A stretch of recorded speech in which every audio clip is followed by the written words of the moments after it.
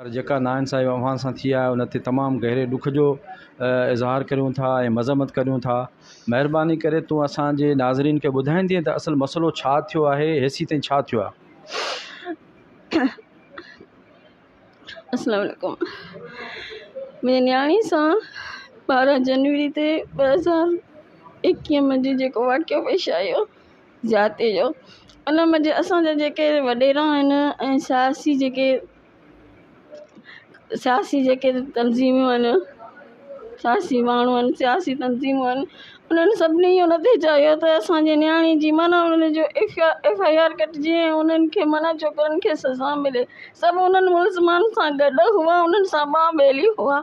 असांखे मुख़्तलिफ़ तरीक़े सां असांखे दबाव, असांखे प्रेशर ऐं असांखे माना मुख़्तलिफ़ धमकियूं मारण जूं असांखे ॾिनियूं हुयूं त अव्हां जेकॾहिं बयान चेंज कंदव त अव्हांजे माना घर वारा बि महफ़ूज़ न हूंदा ऐं जीअं हाजी नदीम असांजे लाइ कुझु कयो उहो बि अव्हांजो महफ़ूज़ न हूंदो, उनखे मारे छॾियासीं।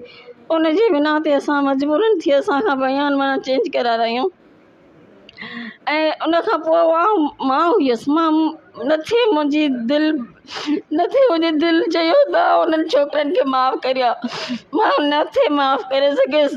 मूंखे निंड कोन हुई, हिकिड़ो मिंट मां उन सुम्हंदी हुयसि। ऐं दुबारा मुंहिंजे मुड़ुस खे हिमत ॾियारी ऐं उनजे लाइ दुबारा उन केस में मूं चयो मां खां वरी दुबारा बयान ॾियारींदसि त हीअ असांखां ज़बरदस्ती असांखे मारण जूं धमकियूं ॾेई असांखे माना ही बयान चेंज करायो। असां उन्हनि छोकिरनि खे सज़ा ॾियारण ते चाहे त असांजे समाज में ॿियनि छोकिरियूं जेके आहिनि न्याणियूं आहिनि उन्हनि सां जेके पहिरीं त हे करे चुका आहिनि ऐं बाद में जेकॾहिं ॿियनि सां कनि त उहे वीचारियूं छोकिरियूं बची वञनि, उन्हनि खे सज़ा मिले, उन्हनि छोकिरनि खे सज़ा मिले, उन्हनि सां गॾु ॿियनि छोकिरनि खे बि सबक़ु मिले त हाणे जेकॾहिं असीं बि ईअं कंदासीं इन्हनि छोकिरनि वांगुरु त असांखे बि अहिड़ियूं सज़ाऊं मिलंदियूं। पर असांजो ही मुआशिरो जेको आहे, जेका असांजा सियासी माण्हू आहिनि, जेके असांजा वॾेरा आहिनि, उहे नथा चाहिनि त माना हिन मुआशिरे मंझां, हिन माहौल मंझां इहा माना बुराई ख़तमु थिए।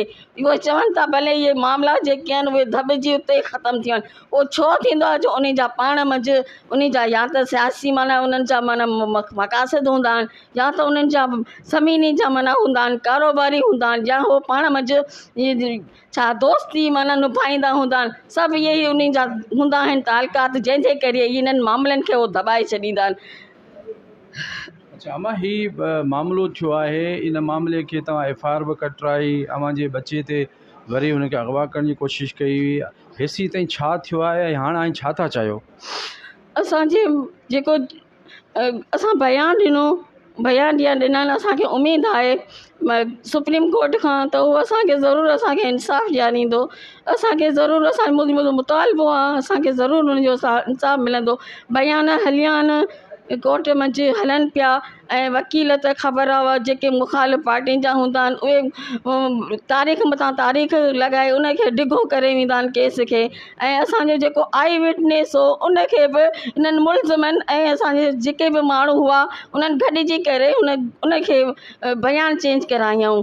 दुबारा हू जॾहिं पहिरीं मजिस्ट्रेट में हुन बयान पंहिंजो ॾिनो, असांजे माना हिमायत में जॾहिं हुन आई विटनेस हो, हुन पंहिंजे अखीअ सां माना इहो वाक़ियो ॾिठो, उन जॾहिं हुनखे दुबारा ATC मंझि हुनखे माना पहिरीं त ढेजारियऊं, उनखां पुठियां उनखे एतिरो पैसो खारायूं जो हू माना बयान पंहिंजो चेंज विधियो। असांखे चए, असांजे पाड़े जो असांजो रिश्तेदार उहो चए थो त माना असीं इन्हनि खे सुञाणो ई नथा, अहिड़ो उन्हनि खे बयान ॾियारियऊं।